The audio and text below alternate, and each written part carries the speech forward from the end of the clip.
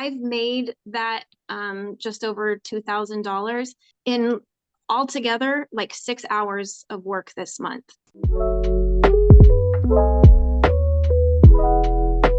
All right, I am so excited about the podcast today. Today we have Cynthia, and permanent jewelry has literally saved her business in her own words. I'll let her explain that in a second. But before we get started, welcome, Cynthia. Can you tell us a little bit about your business and how you got started in permanent jewelry? Yeah, so I started doing permanent makeup. I trained for it about 3 years ago. Had a really hard time getting clients, and part of the reason for that is because I really only want to work during school hours while my kids are in school. So it's hard to find people that want to do permanent makeup between 8:30 a.m. and 2:30 p.m. So that was part of my struggle with that. And then just finding clients was a struggle. I was also doing lashes. I was subleasing a small procedure room for $600 a month. And of course, there's more overhead than just your lease. But most of the time for the first year, I had to hit up my husband's military paycheck to help cover my rent because I was not making enough revenue to even just pay my lease. So last fall, the people I was subleasing from decided not to renew their lease for this large waterfront facility in Fort Walton Beach, Florida. And so I had kind of a make or break moment where I was either going to lose my location or I could take over the lease. But now I've got a lease payment of several $1,000s. And obviously, I have tenants now that help me with that, but I knew something had to change in my business. And that was right about the same time that I heard about permanent jewelry from Jake. I'd already been following him for permanent marketing advice just on Instagram. I was just a follower and he announced permanent jewelry there. And so I looked into it and thought, okay, maybe this would be a good add-on. So fast forward a couple months later, I've taken over the lease. At the same time I took over my lease, the landlord for my building increased the rent by 3%. So not only did I go from $600 a month to several thousand, but then she actually upped it. Then I had to do all these things like add internet and utilities and all this stuff that was a lot. So to say that I went from we joke, my husband and I called my business a nonprofit. Yeah. I said, I'm running a nonprofit. We would just joke about it. And it got to the point like, how long do I want to run a nonprofit? We were well into year 2 and I was paying my own expenses at this point, but really not bringing money home. And that was really discouraging. So anyway, I got into the permanent jewelry, and after an awkward start, like most of us, we struggle with welds and all that. So it was a lot of practice. But I'm to the point that I'm making so much with permanent jewelry. I actually just lowered the rent for all of my tenants just because I could. Nice. It felt good to do it. That was a huge blessing to me to be able to do that. And yeah, I'm now to the point I was hitting up my husband's military paycheck. Now I'm hoarding cash to throw him a surprise retirement party because he'll be retiring from the military this year. And I went from needing his money to now putting extra money aside because there's such an overflow that he doesn't even know about. Like with cash, I'm stuffing in an envelope to throw him like a massive party. And I'm just so excited to see the stark change in our finances since starting permanent jewelry. That's awesome. And I always love, working with military families because obviously I come from a military background. And I know that especially for spouses in the military, it's so hard to really get up and running with the business because you're always moving locations and you're always relocating. And so like by the time you make friends and, customers and have a strong customer base, you're moving to a different location. And so seeing you, go from, like you said, a nonprofit to being able to not only lower the rent for other people and be a blessing to other people to be able to make, profit and help out, your husband and do all the things you want to do now for your family. That's amazing to see. Yeah, I love it. And I was doing lashes. That was actually bringing me more money than permanent makeup because you have people coming back to you. But I got to the point with permanent makeup where I realized I make the same, or with permanent jewelry, I mean, I make the same amount of money doing one bracelet as I did 2 hours hovered over somebody with tweezers in my hand. It does not make financial sense anymore for me to spend that much time for that little money when permanent jewelry just brings in so much more with such little effort. And I think that's been the big shock for all of our, beauty business owners who have started permanent jewelry. It's like, oh, why would I spend, 4 hours for $300 brows when I can spend, 30 minutes making $300 with permanent jewelry. Yeah. Or, like you said, lashes, that's probably even a better example because you're spending 2 hours, sitting there doing all this meticulous work. For the same time, you Mhm. could spend 10 minutes in jewelry doing like a fun little bracelet. Oh yeah, absolutely. And as far as add-on services go, I was just at an event. I was invited to do permanent jewelry at an event last week.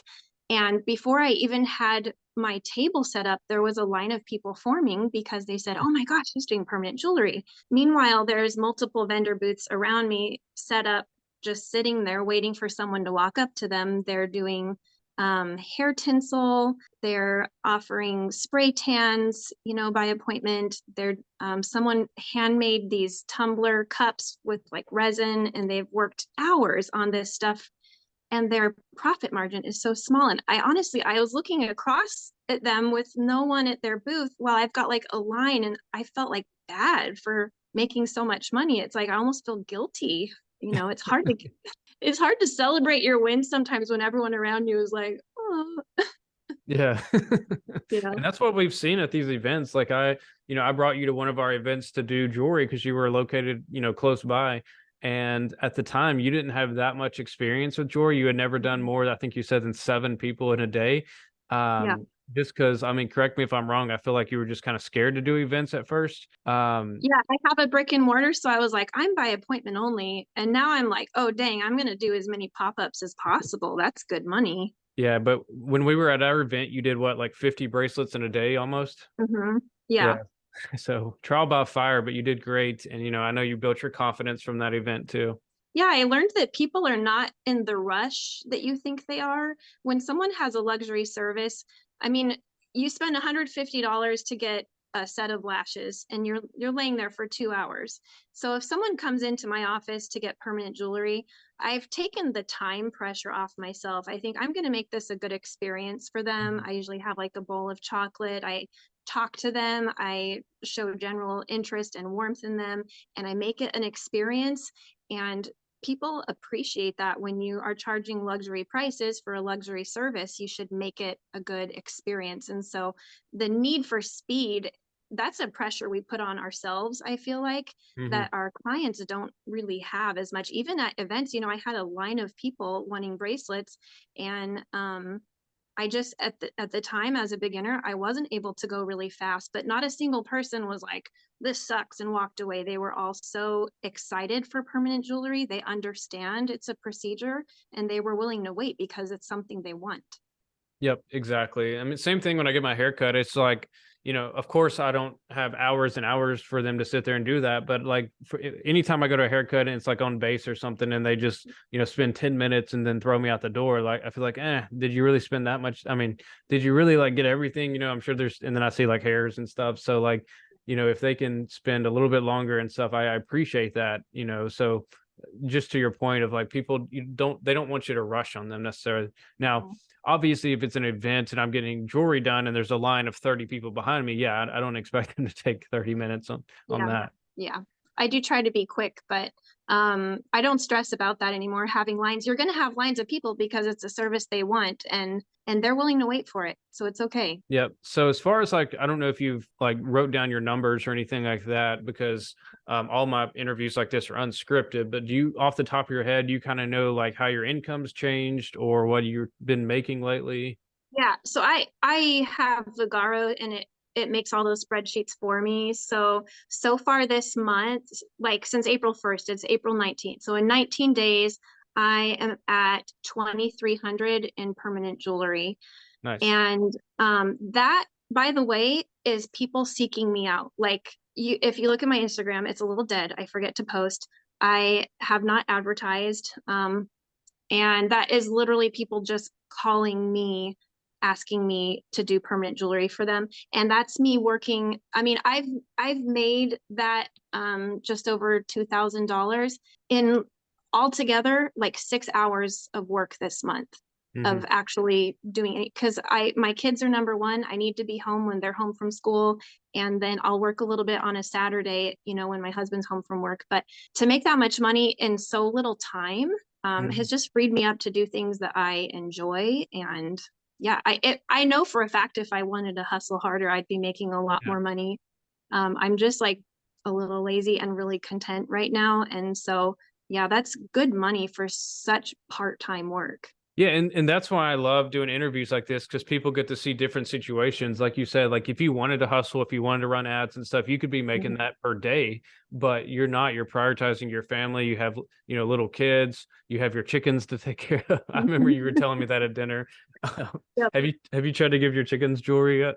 Oh, that is like a reel in the works, for sure. I have thought that would be a good reel because I already have a tiny hand reel that people loved where I put permanent jewelry on like a tiny plastic hand. For some reason, people love that. And when they come in my office, they're like, where's the hand? So I definitely want to do a chicken permanent jewelry. Yeah, Yep, that be would be a good. first. But yeah, that's awesome. And just to put that in perspective for people, like in about 6 hours of work, you make, what do you say, $2,500? It was just over Yeah, 2000, yeah, although something around there. that's not counting cash. So I'd Yeah, have to sit and count my cash out too. yeah. But just to put that in perspective for people, like what is a normal work day for someone? Like 8 hours, and so in less than one normal work day, you've made thousands of dollars.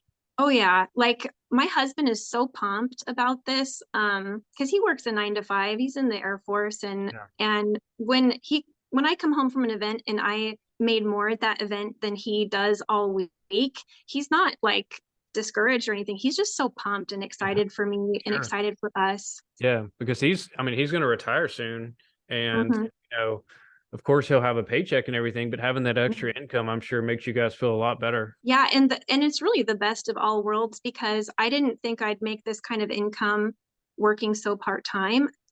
As far as my kids see, I'm the exact same available to them as I always was, and that's been my dream is like I want to make money, but I want to be there for my kids Yeah. and do homework and all that with them, and so this really affords me that. Yeah, and of course, over the years, I've looked into different ways of making money, side hustles. Like I've looked at them all Mhm. pretty much, Yeah. and there's no business like permanent jewelry where you can literally learn online and start taking appointments or doing events and make this much money part time. Like every other business takes so much more time to learn, so much more time to build momentum, to build interest. Like you said, you have people calling you and you're not even running ads. Like that's unheard Yeah. of. And the other thing, when I was doing the lashes and stuff, and I work with estheticians, no one comes to your business and then posts on Instagram, just got the most thorough Brazilian wax of my life, hashtag smooth. Nobody's advertising for you. And so you're having a hard time having people agree to have their picture on your Instagram or whatever. But with permanent jewelry, everyone is like, can I videotape this while you're doing it? Can I put this on my TikTok? What's your handle? I'm going to tag you in this post. So my clients are doing all the advertising for me, and the word of mouth has been incredible. And that was just not the case with permanent makeup and with lashes. Like I had to kind of beg people, can I post this? Like, well, I don't want my face in it. And it's just hard. So Yeah. that you do get like free advertising because this is like a very fun thing people are doing. It's more than just a piece of jewelry. It's an experience for them. It marks special occasions. It's really neat. I have two this weekend. I have someone has planned a sweet 16 for their daughter. They're surprising her, bringing her into my office. So it's obviously there's like an emotional connection to the service as well that people have. Yeah, for sure. So let's talk about the training a little bit. So you did the online training with Linked. You're using the deluxe machine. So what's been your experience with not only the training but that machine? So I binge watched the training immediately. I watched like every video till my eyes were burning because I was just really excited. And I think I was one of like the first 20 Yeah. students when we first launched. And then the training was really good, but just like any other training you do for any industry, there is an awkward period when you start where you're just getting the dexterity of it and Mm. the setup and the logistics, and you will blow through your welds, initially as you're learning.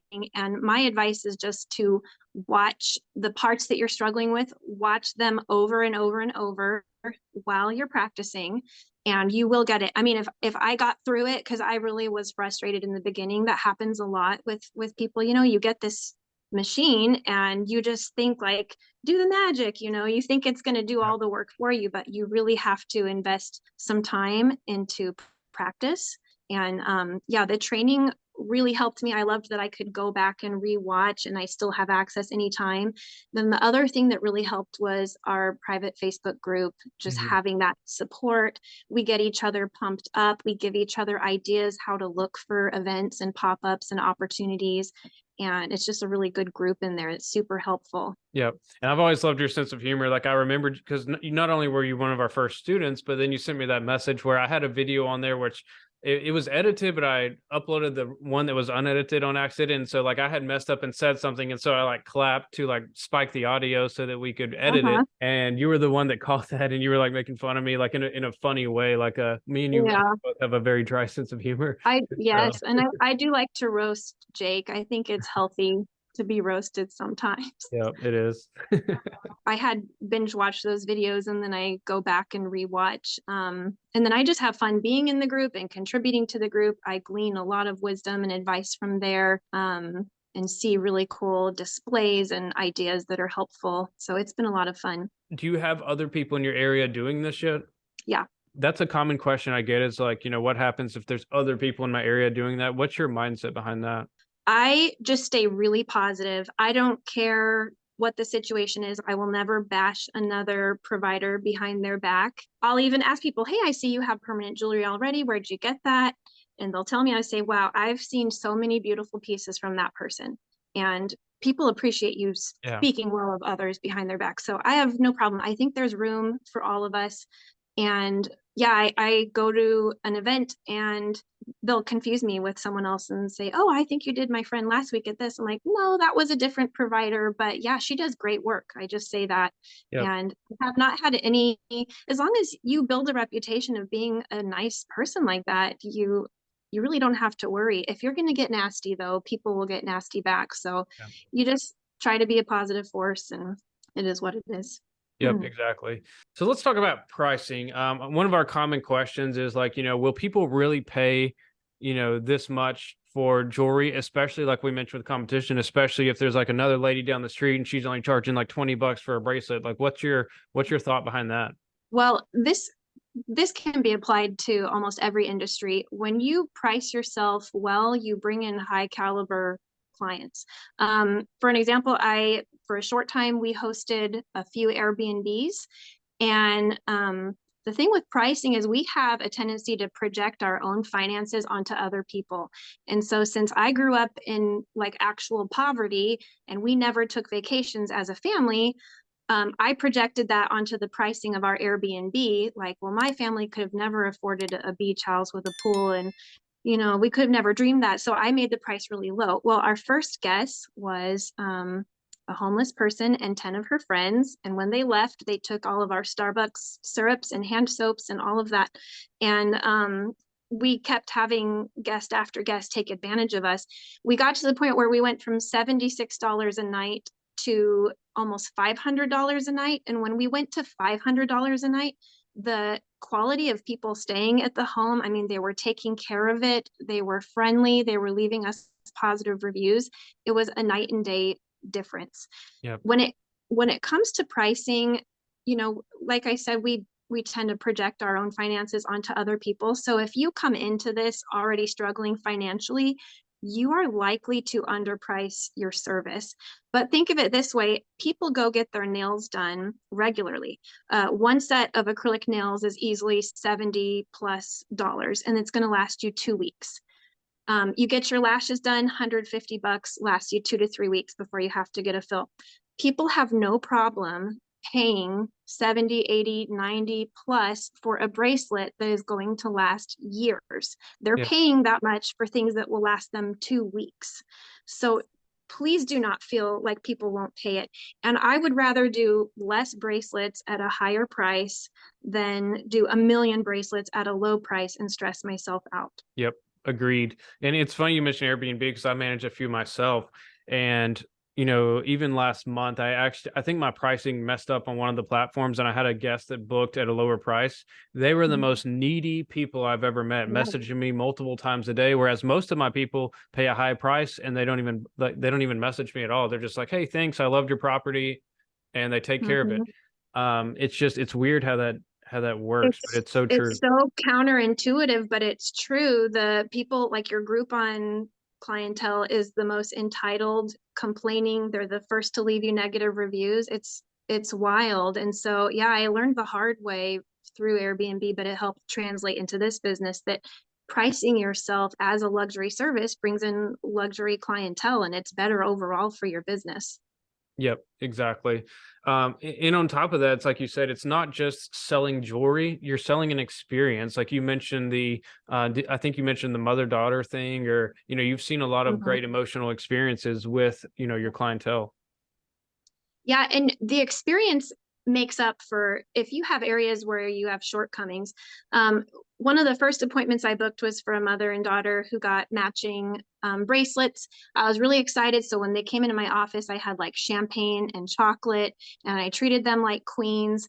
We had a great time. Well, 45 minutes later, the mom called me and said, "Hey, my bracelet broke at the weld site," and I felt terrible. But she's like, "No, seriously, we had such a good time. Can I come back tomorrow for you to re-weld it and bring my other two daughters because they want bracelets too?" So they came back the next day, and I made another $300 off of someone whose bracelet had broken 45 minutes after I did it. But the reason for that is because I made it a great experience. I treated them like queens. If I hadn't created that experience for them, they'd probably leave my office upset. But they did repeat business with me. And, I did a better job checking my weld. Obviously, I learned from that experience. But if you have charisma and interpersonal skills, it'll help cover a little bit some of your hiccups in the beginning. Yeah, 100%. And so, like, if you're watching or listening to this and you're struggling with not only repeat customers, but maybe just getting business in general, make sure that when you have those customers, you're really focused on that experience because, you hit the nail on the head. Like, that's so true. So, a common question I also get is like, who can be successful in permanent jewelry? Like, do you have to be an established business owner? Do you have to have jewelry experience, like, or welding experience? What are your thoughts on that? That's what is so amazing is what other services or industries can you think of where you don't actually have to have a brick and mortar, first of all? I'm one of the few people I realize that even has a location. So many in the group are just doing events exclusively. And Mhm. there's what else can you do that you can just take it with you wherever you go and you don't need um, a long list of clients or anything like that. It's amazing. Now, I think really anybody can get the technical aspect of doing the permanent jewelry down. But just like any other industry, there are people who will sign up for a training, whatever kind of training it is, and their kit will come in the mail, and it might as well be a box of ash because they'll just poke it with a stick and say, make the money for me, do it. And there is linked, and the training and the kit, the machinery, in the hands of some person is going to make them hundreds of thousands of dollars. And for other people, they won't put in the work, they won't practice, they will be short tempered and get frustrated when they are just troubleshooting, and they'll give up on it. And then they'll probably think, well, it's your fault. This is a crappy, group or whatever. I've seen that. So it's important, if everywhere you go, there's a problem to kind of self assess sometimes and say, well, maybe I need to try this a little bit more and not give up so easily. Yep.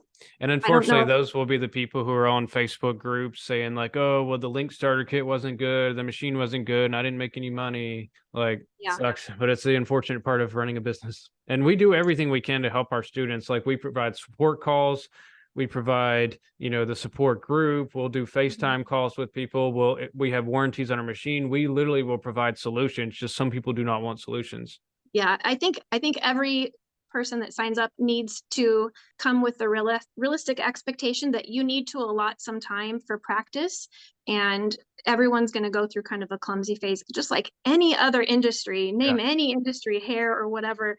That when you first start doing lashes, it takes you 4 hours to do a set. You glue their eyes shut on accident, and a lot of people give up, and it's the people that keep going that end up being a success. And so my encouragement to everybody who goes, signs up for the training is to allot yourself a little bit of time in the beginning to just accept that you're learning, and it's going to take some practice. Yeah, and give yourself some grace. I think a lot of people, like when I look at people who are complaining or who are just quitting, like it's not necessarily because they can't do it. Like I know they can do it if they just put their mind to it. It's because I think sometimes trying new things brings out our own insecurities. And so if we have certain insecurities, then it's going to make, like, let's say that I try to write and I'm not good at writing. Well, obviously nobody's good at writing the first time they try. You have to practice a little bit. But if I'm insecure about something, or back in the day my parents treated me like one way, or like you name it, there could be so many reasons for that.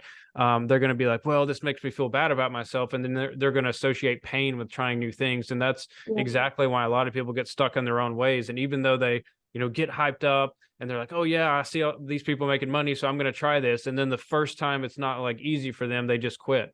Yeah, and when you see us posting our wins in the group, because a lot of us love to go in there and brag about how much money we made, that's not supposed to be to discourage you. It's supposed Yeah. to motivate you. Like, this is money and opportunity that's out there. I'm using the exact same machine and training as you, and you have, the tools you need, but you need to take it the rest of the way and find the pop-up opportunities.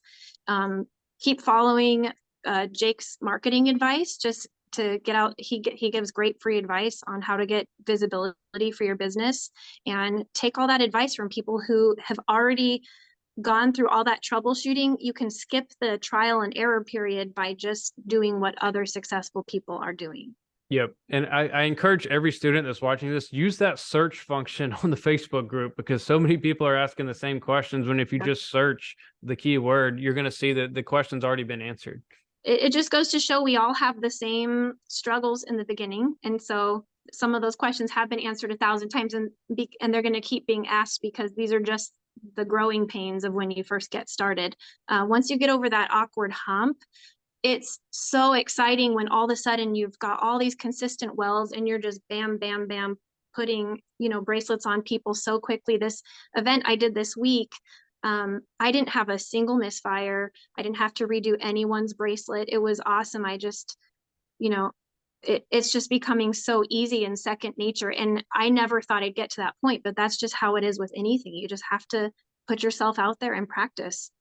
Yeah. And I even saw a comment, I think it was yesterday actually, where it's like, Jake only interviews the superstar students. Like, I literally remember when you first came to our event, like I could tell you were super nervous and you were scared and you were like kind of freaking out. But then you made it work, because you kept a good attitude, and you had already watched the course and you had practiced before. And so, like, I don't expect people to like watch the training once and then be able to magically weld perfect bracelets. You have to practice just like anything else. And honestly, it's because my business depended on it so much that I practiced. If you're not working like your finances depend on it, then it's easy to give up. But I was looking at this huge lease payment, and just said, I really need to devote myself to this. I've invested in the training and the kit, and I am going to work hard until I get this right. And I'm really glad I kept at it, because now it's very easy and it's such good money. Yeah. It's like Tony Robbins says, if you want to take the island, you have to burn the boats. Like, so many people, they want to dabble, they want to stick their foot in the water or their toe in the water and just like, try things. Like, that's the number one phrase I hate, when people say, I'm going to try this. Like, no, just put your mind to it and do it. Like, yes, you can like test things out and experiment, but if you really want something, get rid of your backup options and like, just go put your heart into it. Like, I've never ever seen anyone who put their mind and passion into something and wasn't able to succeed. That's true. Yep. So yeah, if you're watching this, like, and you're struggling or you're thinking about doing permanent jewelry and you're just scared that it's not going to work out, I guarantee you, if you you have the resources with Linked, like, you just put your mind to it and you will accomplish it. It's exciting. I love watching the growth in the group. I'll see someone complain about their welds, help me, they're all blowing. And then someone will help them troubleshoot. And then 2 weeks later, they're posting about, I just made all this money at this event. Yeah. And it's been so fun to watch people's Yeah. journey when they first join. Yeah, that was really fun. Like we had a student last week who she'd been in the group, probably a while because she was one of my previous clients. And she was just, unsure about it, like having some struggles. And then Taylor did a 2-hour FaceTime with her, one of our team members. And like within that 2 hours, she developed the confidence she needed. She learned exactly what she was doing wrong. And now I think she's got an event this weekend. And so That's it is fun to see that growth with people. Awesome. Well, speaking of growth, thank you so much for sharing your growth story and like how you've, really progressed and sharing those words of inspiration. I'm excited to, like I said, I've already met you at an event before, but I'm excited to get to know you and your family even more because we're going to be neighbors pretty soon. Not direct neighbors, but we're going to live within like 30 minutes of each other. So I'm sure we'll see each other a lot. Yeah, that'll be awesome. I'm gonna babysit for Jake so he and Amanda can go on some dates. Yeah. That's a luxury when you're a military family. You don't get alone time Yeah. once you have kids. So we're gonna hook you up. Awesome. And I'm sure Atlas will want to see the chickens. Yes. We'll turn him Alrighty. into a little redneck. Well, I mean, that's not going to be hard because my parents live in Alabama too. So he'll get Okay, yeah, exposure. you're well on your way. Yeah. Alrighty. Well, thanks for sharing all your advice and tips. And if they want to go check out your Instagram, what's the best profile? It is a glow underscore beauty studio on Instagram, and maybe you can Yeah. tag the actual. Yep, and I'll put that link in the description below. So, all right, if you're watching this, let me know what was your favorite piece of advice or what was the favorite thing, Cynthia shared. Let me know in the comments, and I'd love to see that. All right, guys, see ya.